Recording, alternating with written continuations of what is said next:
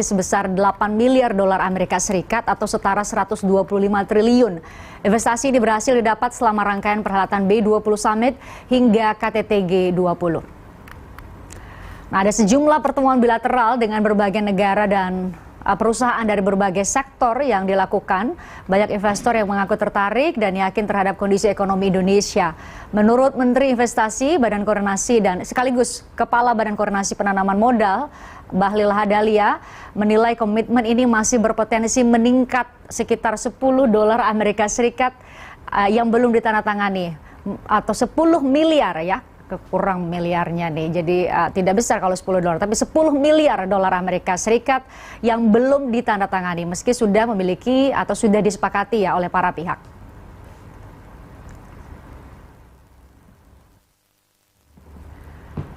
Namanya sudah saya sebut, makanya saya akan langsung sapa. Menteri Investasi sekaligus Kepala BKPM Bahlil Lahadalia sudah hadir di studio BTV. Saya sapa.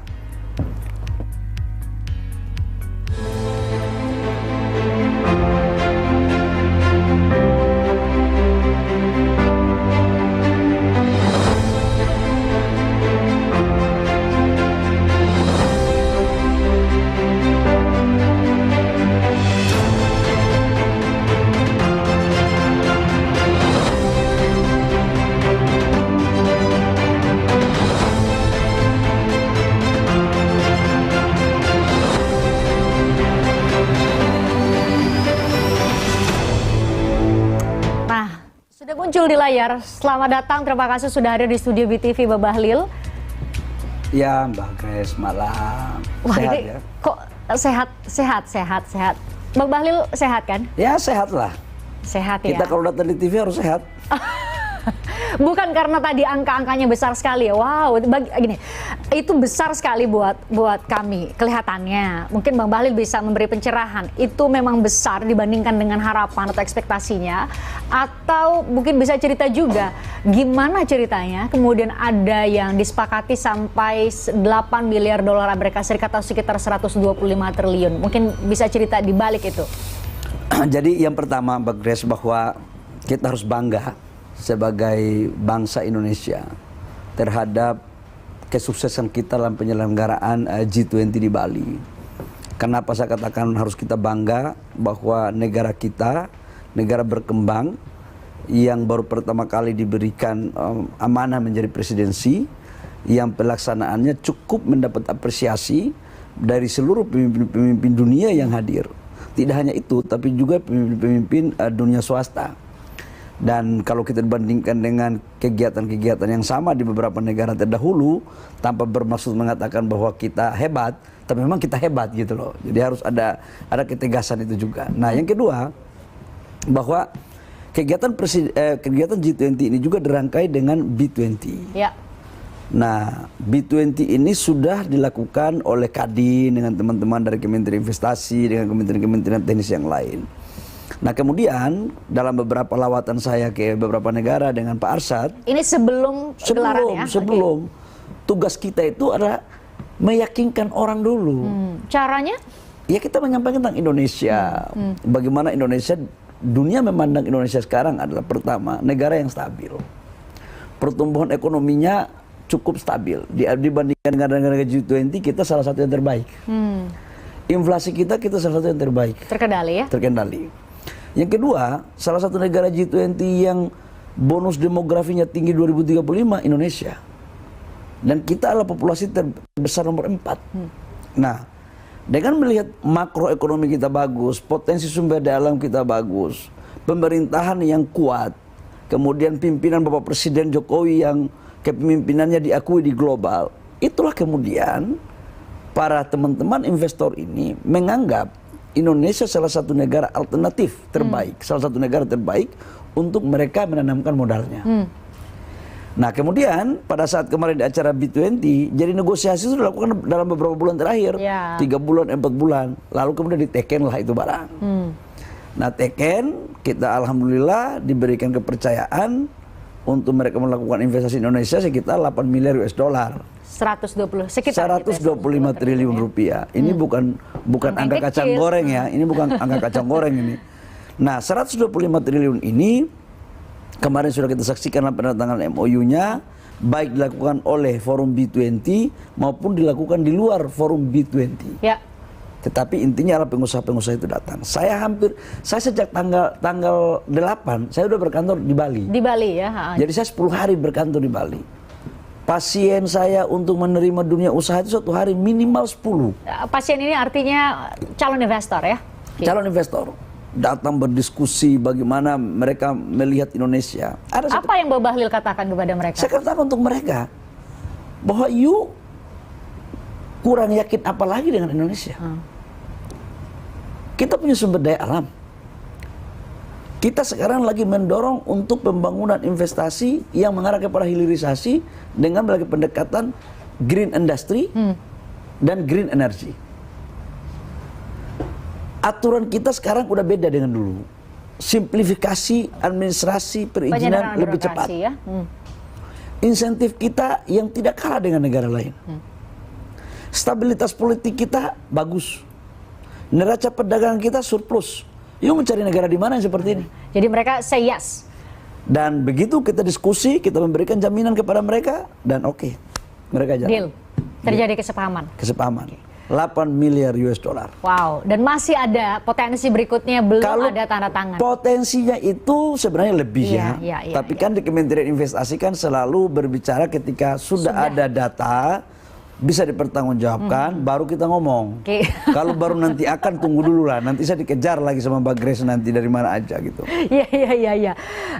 Kita bicara soal komitmen investasi yang semoga benar-benar akan bisa diwujudkan, dan nanti saya akan tanya soal multiplier effect-nya atau efek gandanya kepada kami yang ada di dalam negeri. Tapi kami ingin tahu banyak, tentu saya akan ajak ngobrol mengenai dibalik cerita KTT G20 yang terlihat di panggung depan begitu megah. Adakah cerita-cerita lain yang mungkin bisa dibagikan pada kita semua yang mungkin kita jadi ketawa, jadi terharu, atau mungkin ekspresi lain akan muncul sesaat lagi di obrolan malam.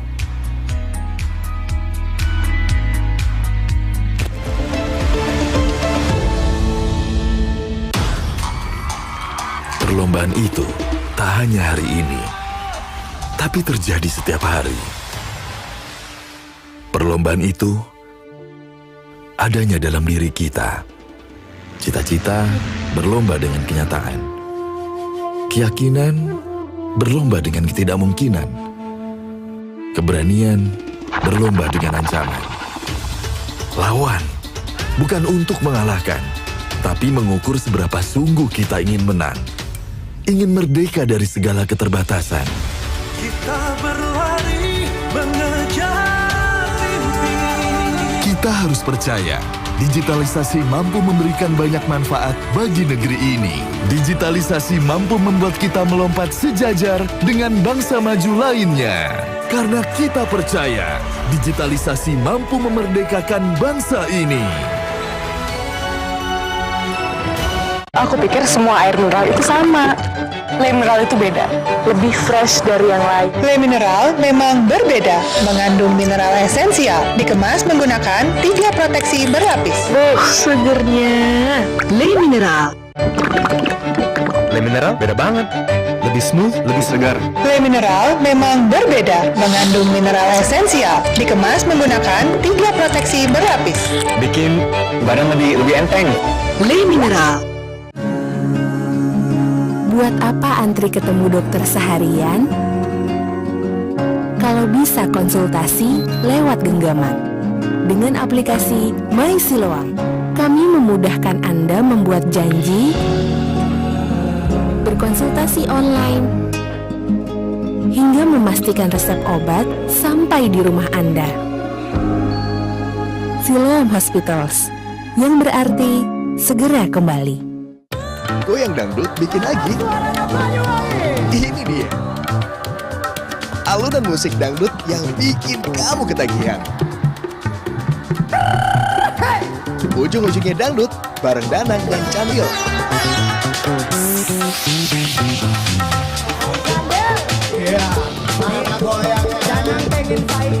Sabtu 26 November jam 19.30 hanya di BTV.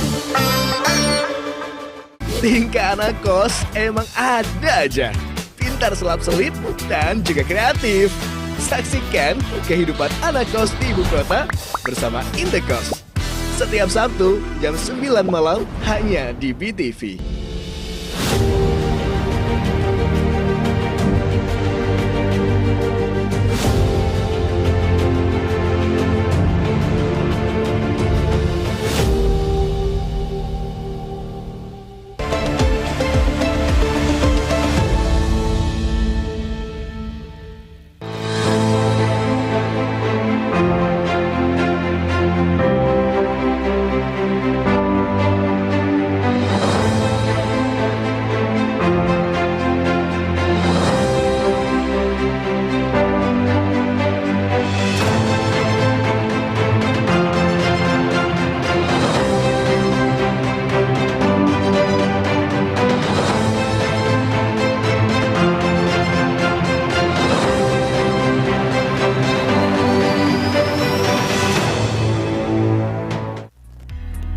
Masih ajak Anda untuk ngobrol dengan Menteri Investasi dan sekaligus Kepala BKPM Bahlil Lahadalia.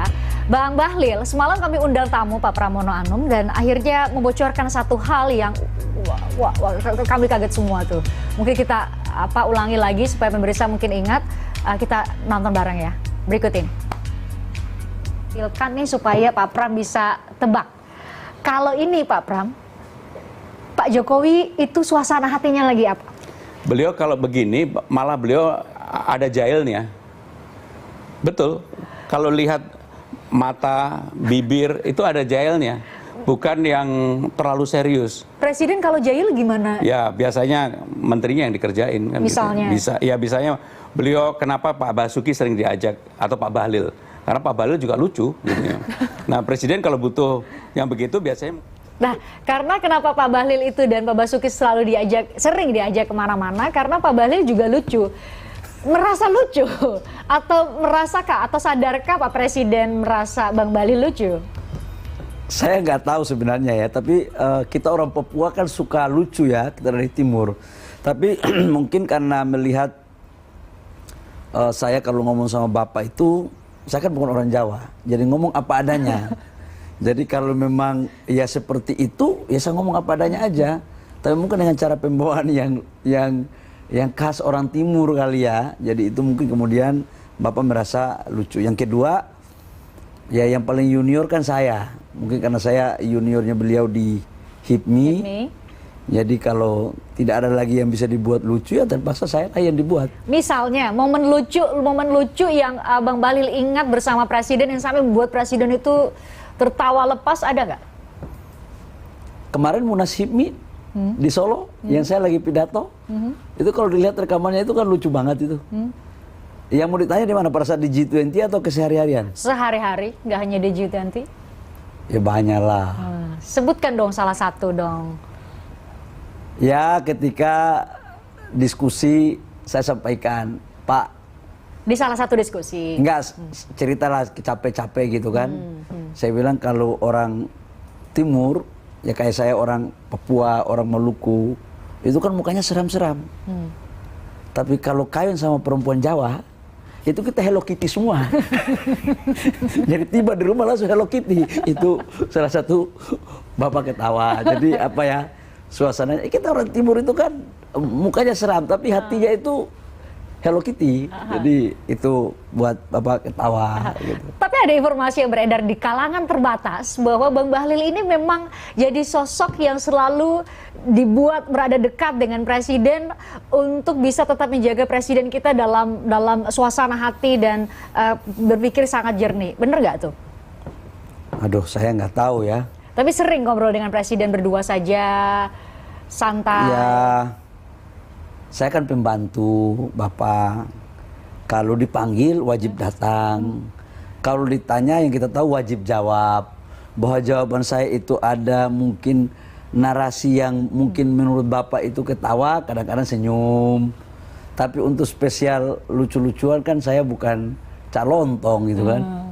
Itu. Tapi pada umumnya sih ya Bapak itu kan orangnya ya manusia juga ya, butuh relax juga, dan kadang-kadang pada saat setelah relax itu kan lahir ide-ide yang brilian, yang baik. Terus Mungkin juga Bapak kadang-kadang menanyakan tentang bagaimana karakter dari wilayah ini, wilayah Maluku, wilayah Papua, atau wilayah Aceh. Karena kita banyak, waktu saya di HIPMI keliling Indonesia, saya ceritakanlah kejadian-kejadian itu. Ya kadang-kadang lucu, ada cerita-cerita lucu juga gitu. Iya, iya. Tadi nyebut Cak Lontong, Bang Bahlil sendiri merasa lebih lucu mana, Bahlil Lahadalia atau Cak Lontong? Kalau di depan publik Cak Lontong. Karena? Ya dia ahlinya lah. Ya itu memang pekerjaannya. Pekerjaannya. Tapi kalau di luar, di belakang layar? Kalau di belakang layar belum tentu. Cak Lontong lebih lucu daripada saya. Oh. Buktinya Bang Enggar kalau sama saya ketawa terus Bang Enggar. Saya pun bawain acara dari tadi sebelum kita menyapa kembali narasumber, saya ketawa-ketawa aja kerjaannya. Kalau di apa namanya rekan-rekan sejauh di kabinet paling sering bisa nyambung bercanda dan bisa apa namanya mengisi waktu di saat ada target dari presiden, ada evaluasi dari presiden sama siapa? Pak Bas? Pak ya rata-rata ya. Ada Pak Bas, kemudian dari Pak Menko Pak Luhut, Menteri BUMN, Menteri SDM gitu. Kita kalau sudah mikir, ini kan semua senior, ini birokrasi ini kan semua jaim juga semua, pasang wibawa semua kan. Iya. Ya. Kalau depan Bang Bahlil? Kalau dengan saya udah pusing, saya bikin ketawa aja supaya kita cari fresh kembali. Nah, satu nih saya baru ingat satu. Jadi Bang Sandi Uno saya undang beberapa hari lalu bilang semua menteri itu diberi key performance indicator sama presiden. Nah saya tanya ke Pak Pram kemarin, siapa sih menteri yang paling tinggi KPI-nya? Nah mungkin kalau Bang Bahlil tahu nggak siapa yang paling tinggi KPI-nya? Saya nggak tahu. Di saat di KTT? Nggak tahu. Oh baru evaluasinya Senin ya? Senin. Aku nggak tahu. Oh nggak dikasih KPI? Ya kalau KPI-nya dikasih. Oh. Tapi Bang Bahlil apa KPI-nya? Ya harus investasi dapat. Puji Tuhan ada 125 triliun. Iya Grace, dapat. Kemudian yang kedua adalah bagaimana membangun kerjasama bilateral dengan negara-negara yang punya sumber daya sama nih Indonesia. Itu kalau dari kami ya, beberapa terwujud. Yang ketiga itu adalah bagaimana menjelaskan terhadap kondisi ekonomi Indonesia dan peta peluang investasi.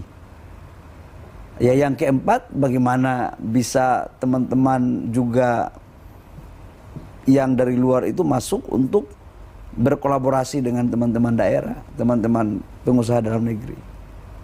Itu semua sudah dilakukan selama gelaran KTT. Jauh sebelumnya? Saya nggak boleh menjawab itu karena ada kan yang tugas untuk menjawab, menilai. Nanti Grace kalau saya jawab nanti wah sombong sekali menteri ini. Jadi nggak boleh sombong ya? Nggak boleh. Nah, tapi semua sudah dilakukan dengan sepenuh hati dong ya? Kita ini kan menteri itu pembantu presiden. Ya namanya pembantu tugasnya itu harus mengerjakan apa yang diperintahkan oleh bosnya. Bos kita itu presiden. Tujuannya apa?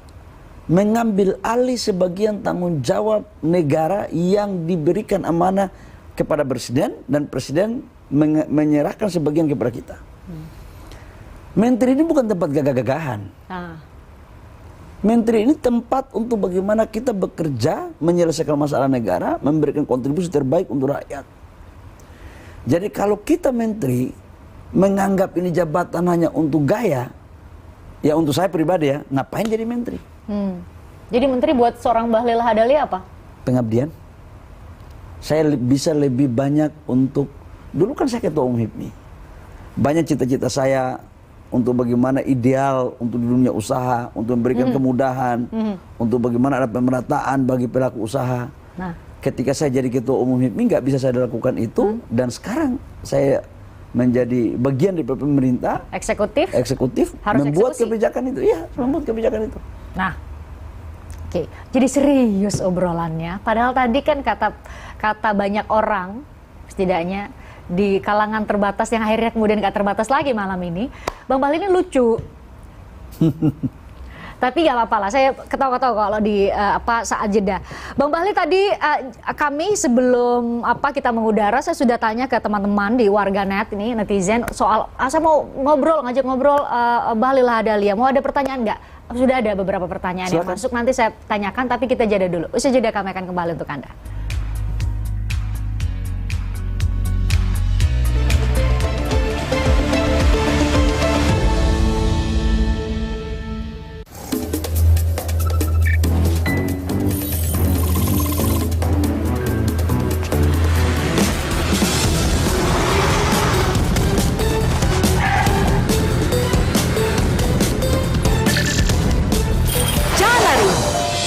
Mobil ini untuk kamu, karena kamu sat-sat bertransaksi dengan BNI Mobile Banking. Kumpulkan poin, lalu tukar jadi kupon undian di BNI Mobile Banking dan menangkan hadiahnya. Gak pakai nanti. Transaksi sat-sat, harga makin dekat.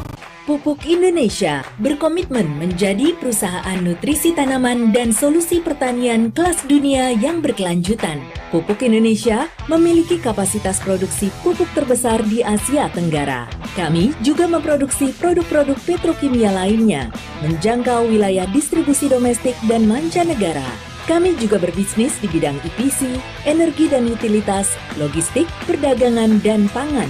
Pupuk Indonesia menjunjung tinggi nilai-nilai akhlak guna menghasilkan talenta terbaik dengan high performance culture, memperkuat transformasi dan digitalisasi dari monitoring distribusi hingga peningkatan keandalan dan efisiensi pabrik, meningkatkan kesejahteraan petani melalui program Makmur dengan melakukan pendampingan kepada petani. Pupuk Indonesia turut menguatkan perekonomian, sosial, dan lingkungan masyarakat melalui program pemberdayaan. Pupuk Indonesia, makmur bersama Indonesia. Apapun pilihan teman perjalanan, roda 2, 3, atau lebih dari itu, Pertamax siap hadirkan energi yang hidupkan sensasi berkendara yang lebih maksimal. Membahas sisi lain informasi sampai ke akar permasalahan. Modal dasar Republik ini adalah dialog, yang masing-masing itu punya kepentingan yang berbeda-beda. Obrolan eksklusif dan menarik untuk menambah wawasan. Lucu-lucu ya? Maka uang yang masuk dalam politik mesti kita bersihkan. Partai-partai politik sudah sibuk bergerilya dari sekarang. Selamat datang di Kasih Paham. Kasih Paham. Setiap Senin pukul 21 waktu Indonesia Barat, hanya di BTV. Kalau memang menutup aktivitas Anda selama 1 hari dengan informasi terhangat, faktual dan akurat dengan singkat dan padat. Kita terhubung dengan rekan Puja Lestari dan berbagai macam informasi seputar kehidupan sosial, ekonomi, politik, olahraga, budaya hingga teknologi. Pejabat setempat melaporkan setidaknya ada 24 orang terluka. Berita 1 malam hanya di BTV.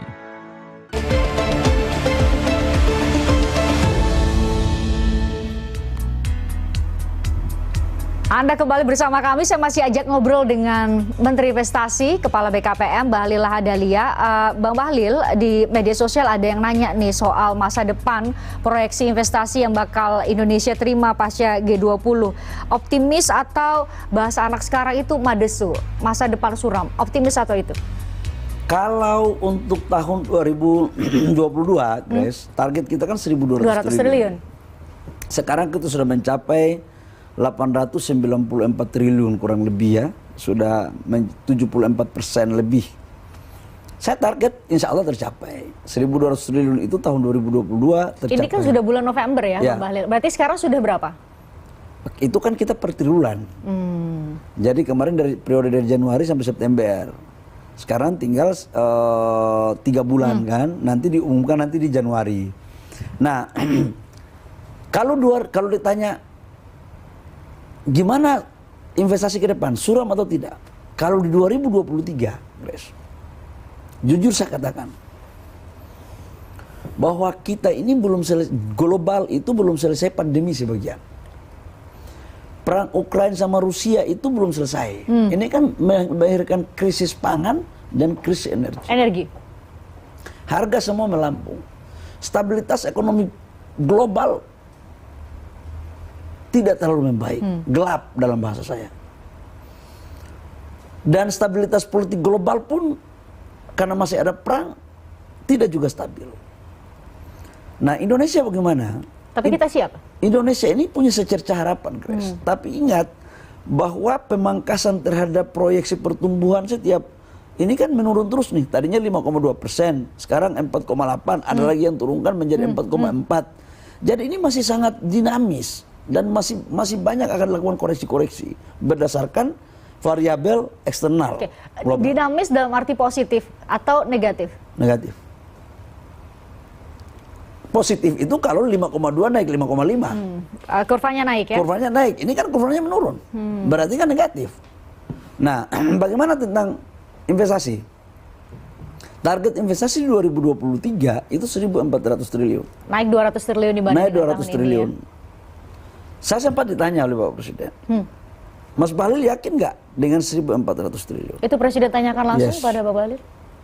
Tanya saya. Karena itu adalah rumusan untuk mempertahankan pertumbuhan ekonomi kita di atas 5%. Karena kan defisit anggaran kita kan turun sekarang, menjadi di bawah 3%. Berarti akan sekitar 400 sampai 500 triliun kan, yang hilang dari APBN karena pembiayaannya itu menurun, berarti kan harus ada sumber lain untuk menutup. Ya. Sumbernya dari mana? Dari investasi. Salah satu di antaranya. Maka harus kita dongkrak. Nah, pertanyaan sekarang bagaimana caranya? Saya katakan bahwa kalau stabilitas politik kita terganggu, saya nggak jamin. Artinya karena masuk tahun 2023, Karena tahun 2023. ya, menuju 2024, Yes. pemilu 2024. Oke. Saya nggak jamin. Karena investor itu akan yakin kalau pemimpin kita kuat. Dan Pak Jokowi itu betul-betul sekarang ini pemimpin yang dapat dipercaya. Faktor lain menurut faktor lain menurut Bang Bahlil? Faktor politik stabilitasnya paling banyak. Yang faktor kedua adalah ketika perang ini belum selesai. Ukraina dan Rusia. Ini tinggal kita lihat bisa menyelesaikan cepat atau lebih memperparah. Dan satu lagi, Grace, ketegangan politik antara Taiwan sama China. Itu ini juga kalau mudah-mudahan nggak terjadi, kita doa. Tapi kalau sampai ini terjadi, hati-hati negara kita. Tapi Bang Bahlil tentu dengan kementerian-kementerian terkait lain sudah menyiapkan langkah mitigasi jika memang kondisinya seperti diproyeksikan seperti sekarang, atau lebih buruk dari sekarang, atau kita harapkan sebenarnya lebih baik? Mitigasi sudah saya lakukan, sudah kita coaching sekarang strategi-strateginya, tapi kita sudah buat alternatif A, alternatif B, alternatif C. Misalnya? Contoh katakanlah kalau kondisi politik, ketegangan politik di tahun pemilu, suhunya kata Pak Presiden kan kalau boleh dingin aja, jangan sampai panas. Ya kalau naik dikit ya angat-angat, gitu kan? Itu kan kata Pak Presiden. Jadi kami menyesuaikan rumusan itu. Ya kalau dingin sekali insya Allah bisa 1.400. Kalau dia setengah panas mungkin di bawah itu. Tapi Bang Bahlil sendiri tentu melakukan berbagai langkah untuk tetap naik. Oh iya, kalau saya sih memenuhi target yang disampaikan Presiden. Kalau saya sih memang dari kami Kementerian Investasi selalu berpikir bahwa apapun kondisi dunia, apapun kondisi bangsa kita ke depan, kita harus tetap menyiapkan satu strategi jitu dalam rangka mempertahankan pertumbuhan investasi kita. Ya. Para pengamat juga banyak pengamat juga yang mengatakan begini Bang Bahlil, kalau itu kan angka ya, sebentar lagi akan 1.200, Bang Bahlil optimis akan terpenuhi target itu. Ada komitmen investasi yang kita harapkan benar-benar bisa terrealisasi. Tapi soal bicara angka, tapi dipertanyakan soal daya serap tenaga kerja, Bang Bahlil. Ada tadi saya sebutkan di awal, ada multiplier effect atau efek berganda ya, salah satunya adalah menciptakan lapangan kerja. Itu seperti apa? Gini, kita bicara investasi itu kenapa sih kita butuh investasi? Kita kan untuk menciptakan lapangan pekerjaan, untuk memberikan nilai tambah terhadap sebuah proses produksi, untuk mendapatkan pendapatan negara, dan untuk menciptakan kawasan pertumbuhan ekonomi baru. Pajak udah pasti, dan outputnya adalah ekspor maupun impor terhadap bahan baku.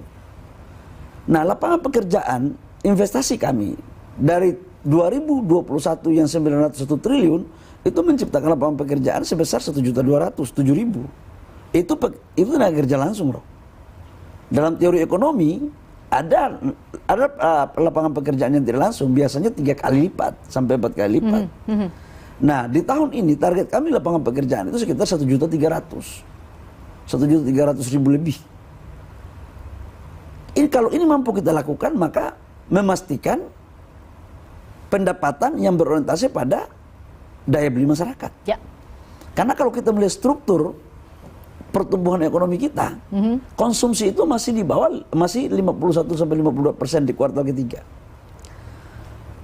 Investasi kita itu 28-29%. Ekspor impor 23 dan 24.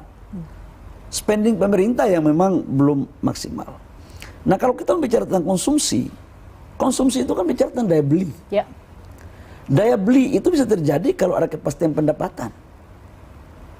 Nah, kepastian pendapatan itu terjadi kalau lapangan pekerjaan. Nah, jadi kalau ada orang mengatakan bahwa ini angka, bagaimana lapangan pekerjaan nggak ada? Cek aja di konsumsi. Nggak mungkin lapangan pekerjaan itu diciptakan oleh pemerintah. Penerimaan pegawai negeri 1 tahun paling tinggi 1 juta plus BUMN dan swasta kok. Saya sering di-challenge seperti itu.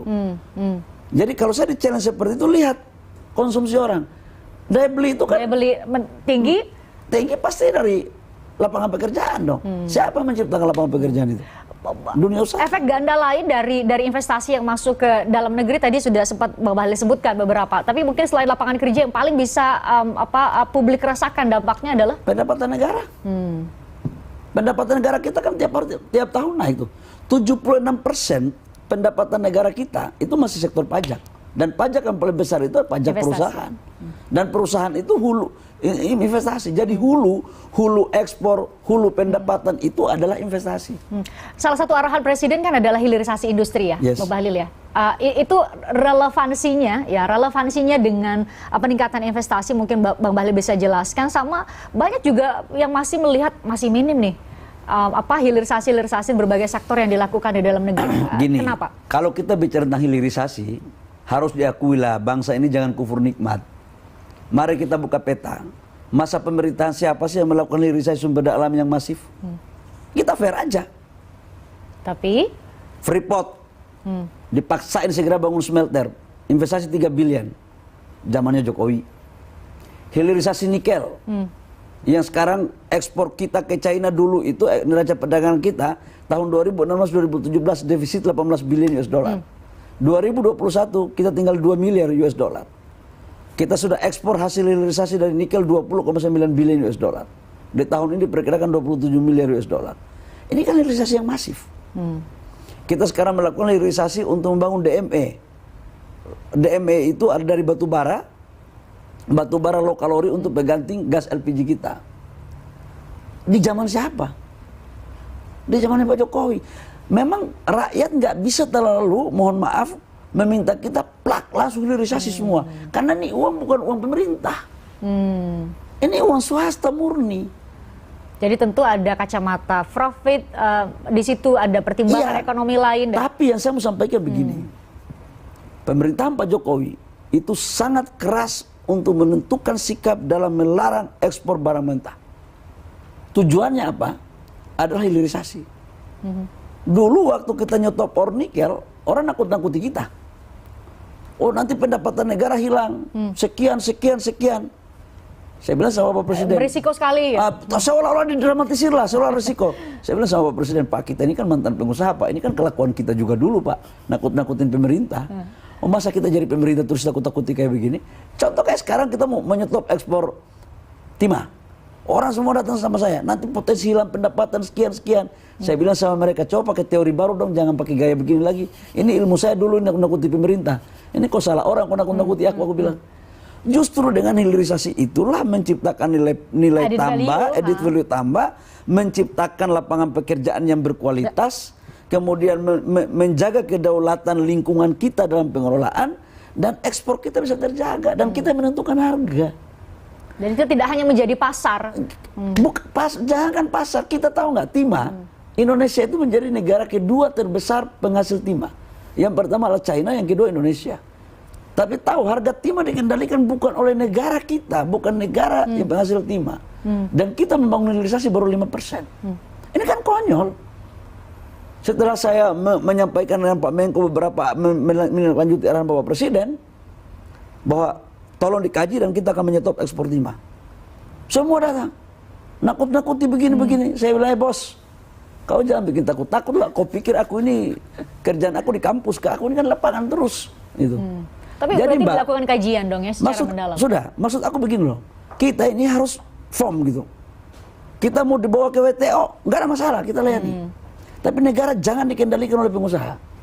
Dan negara jangan ditakut-takuti oleh negara lain. Yang mengendalikan pengusaha itu adalah pemerintah. Dengan arah kebijakan negara. Tapi pemerintah tidak boleh semena-mena kepada pengusaha. Negara lain nggak boleh mengintervensi kita. Karena kita punya kedaulatan sendiri. Yang tahu arah kebijakan negara inilah kita. Bukan negara lain. Jadi saya bilang, Nah ini persoalan keberanian. Banyak orang pintar di bangsa ini, tapi sedikit yang punya keberanian. Banyak orang pintar, tapi yang punya hati untuk rakyat, betul-betul, itu nggak banyak. Saya ini kan udah pernah dari sejarah sampai Ranjada kan, udah tahu. Jadi, udahlah retorika begini, bogono, udah Mbak, aku udah tahu lah. Aku pernah jadi pengusaha, aku pernah jadi aktivis, sekarang masuk di pemerintah. Dan itu berkontribusi kepada Bang Bahlil untuk bisa punya frame yang tepat untuk bisa melahirkan kebijakan yang tepat pula ya, pengalaman-pengalaman itu. Udah, bangsa kita ini, negara kita ini akan kuat kalau pemimpinnya itu firm. Saya bukan berarti karena menjadi anggota kabinet di Pak Presiden Jokowi, enggak. Bahwa Presiden Jokowi itu siapa yang bisa intervensi dia? Enggak ada. Siapa yang bilang bahwa dia bisa? Saya taruhan, ayo. Pak Presiden kalau sudah memutuskan A. Apalagi untuk kepentingan rakyat, untuk kepentingan negara, menyangkut hilirisasi. Nikel katakanlah, digertak, dibawa ke WTO. Bahwa Presiden bilang, lawan. Negara-negara kita nggak boleh diatur-atur oleh orang. Wow. Kayak begini dong pemimpin gitu loh. Ini bukan karena saya jadi menterinya Pak Jokowi, bukan. Jangan jadi pemimpin memble. Jadi ada risiko yang dipertimbangkan, tapi soal kedaulatan nomor satu. Nomor satu. Saya pun merasa begitu.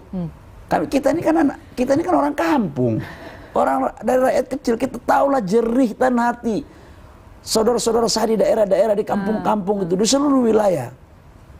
Jangan jeritan mereka itu begitu kita jadi pejabat, dulu di kursi enak, lupa jeritan mereka. Bang Bahlil nggak lupa lah ya. Insya Allah Mbak. Insya Allah. Karena saya berangkat bukan dari anak siapa-siapa, dan saya ini kan lahir piring plastik, bukan lahir piring emas. Andaikan hari ini saya bisa makan di piring emas, tapi saya tidak melupakan piring plastik itu. Karena saya 27 tahun, sejak 0 tahun sampai usia 27 tahun, saya kan setengah manusia, makanya di piring plastik. Setelah itu baru punya fasilitas. Kami sudah menyimak dan mengikuti begitu banyak cerita sangat inspiratif dari perjalanan hidup Bang Bahlil, termasuk ketika jadi pengusaha. Sekarang sih masih tetap di HIPMI kan. Tadi masih menyinggung mengenai HIPMI. Nanti usai jeda saya tanya soal HIPMI ya. Kita jeda dulu, kami akan kembali untuk Anda sesaat lagi.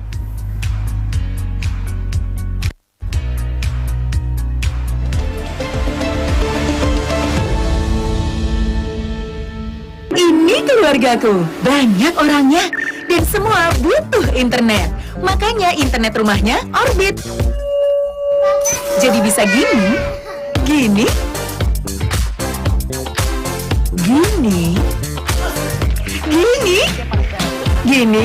dan bikin aku happy gini.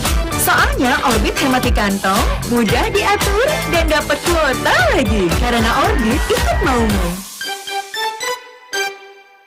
Halo guys, sekarang cuma dengan satu jari, semua urusan listrik langsung beres, res. Ini dia, PLN Mobile. Kalau cuma gangguan aja sih, nggak usah panik. Tinggal tap menu pengaduan, cus petugas PLN-nya langsung datang.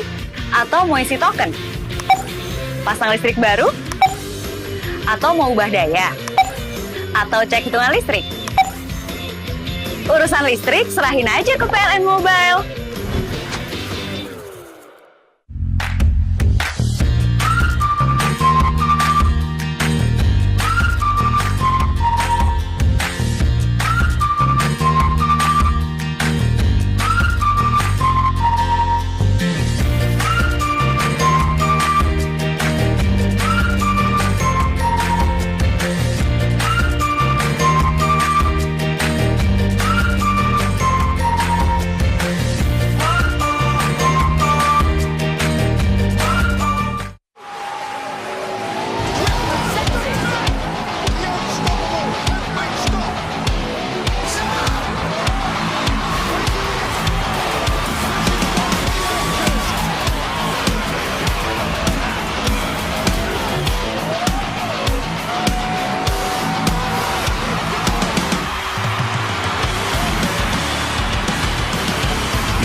Championship History.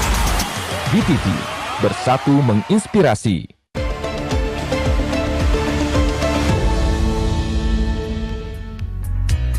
Anda kembali bersama kami di obrolan malam. Saya masih bersama dengan Bahlil Lahadalia. Bang Bahlil ini kan sampai sekarang masih aktif ya, walaupun sudah diberi amanah oleh Presiden, tapi juga masih tetap memperhatikan sektor dunia usaha.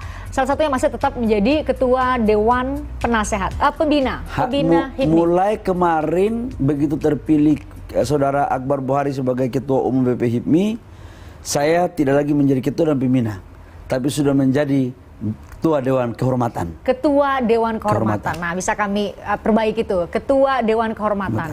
Nah, tapi kan ada ini diangkat juga sama berita1.com sih. Ada kejadian yang Bang Bahlil ikut ya di 22 hari Kamis lalu ya, 22 November ya. Ini mungkin Bang Bahlil bisa jelaskan karena kan tadi Bang Bahlil bilang salah satu sektor penunjang ya dunia usaha. Tapi kami tunjukkan dulu visualnya berikut ini. Nah, ini nih Bang Bahlil.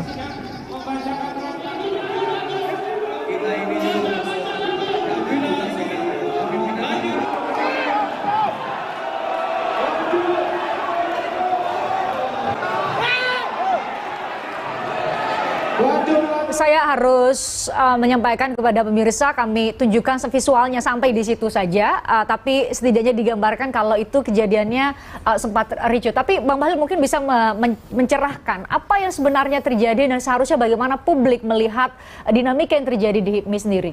Jadi kejadian ini pertama pada saat sidang pleno 1. Ya. Pleno 1 dilakukan oleh pimpinan sidang sementara. Baru memasuk dalam pembahasan tata tertib, ada perdebatan-perdebatan di situ. Lalu kemudian perdebatan itu diskors. Sebagian peserta pinginnya lanjut, tapi diskors untuk besok. Dan dinamika seperti ini itu biasa-biasa aja sebenarnya.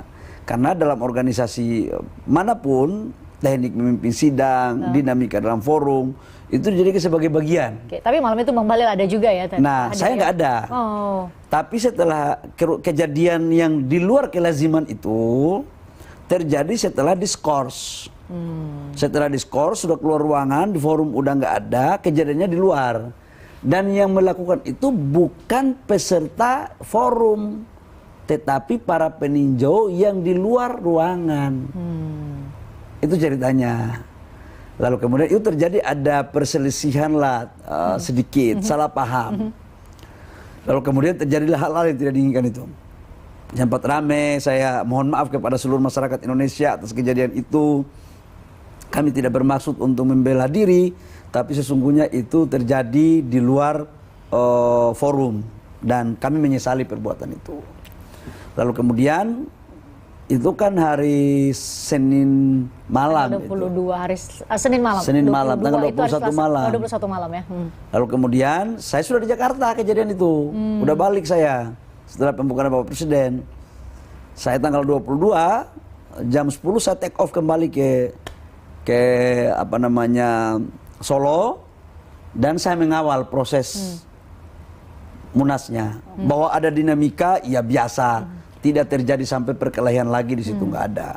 Dan sampai terpilih baru saya balik.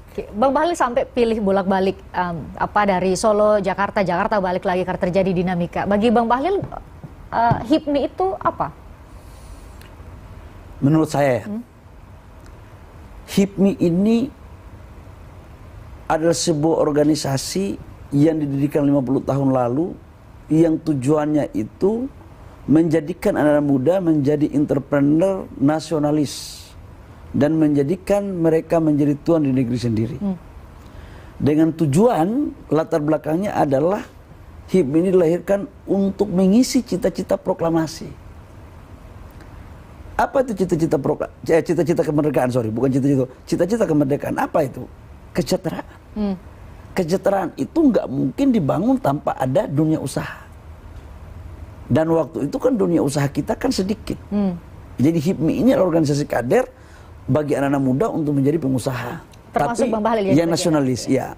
Oleh karena itu dalam pandangan saya HIPMI ini aset negara. Dan tidak hanya menjadi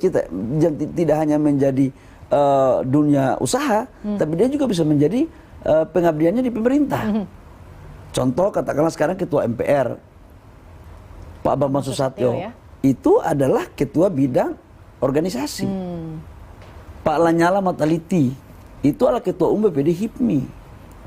Di presiden ada Bapak Presiden Jokowi, itu kader HIPMI. Di kementerian kita ada Pak Sandi, saya, kemudian Pak Erik, gitu loh. Bagi saya adalah HIPMI tempat saya belajar kawacandra di muka. Saya sekolahnya di kampung. Saya andaikan saya tidak ikut HIPMI, saya nggak akan kenal dengan para pelaku ekonomi di Jakarta. Saya tidak akan bisa membangun jaringan ke luar negeri. Begitu besar ya peran HIPMI ini bagi saya begitu berarti. Dan ini adalah kampus kedua kawacandra di muka bagi seluruh generasi-generasi muda yang memutuskan pilihannya untuk menjadi entrepreneur. Hati-hati Mbak, kalau cuma hanya sekedar menjadi pengusaha tanpa dibekali dengan rasa nasionalisme, tanpa dibekali dengan rasa care untuk rakyat, maka itu terjadi distorsi dari cita-cita kemerdekaan kita. Itu value yang mau Bang Bahlil sampaikan kepada para pengusaha muda ya. Itulah yang ada di HIPMI. Kita ini jangan hanya cari untung, tapi keuntungan kita itu harus bermanfaat untuk rakyat, untuk kedaulatan negara. Jadi ada yang boleh kita bisniskan, tapi ada ruang standar etika moral yang nggak bisa kita bisniskan. Dan itu hanya bisa dibelajarkan secara karakter, dan itu menurut saya HIPMI. Bang Bahlil belajar dari HIPMI. Saya belajar dari situ. Value itu didapat dari HIPMI. Bang Bahlil, terima kasih sudah ngobrol di obrolan malam edisi kali ini. Terima kasih sudah hadir. Saya tahu masih sangat capek mungkin dari KTT G20 dan banyak hari Senin nanti akan ada evaluasi bersama Pak Presiden ya dengan menteri-menteri yang lain. Bang Bahlil, terima kasih. Sehat selalu, padat sekali kegiatannya. Kami tunggu realisasi-realisasi investasi dengan segala efek berganda lainnya termasuk penciptaan lapangan kerja dan hal-hal positif lain. Terima kasih juga buat Anda yang sudah nonton obrolan malam edisi kali ini. Saya Christian Grich. Sampai jumpa. Terima kasih Grace. Thank you.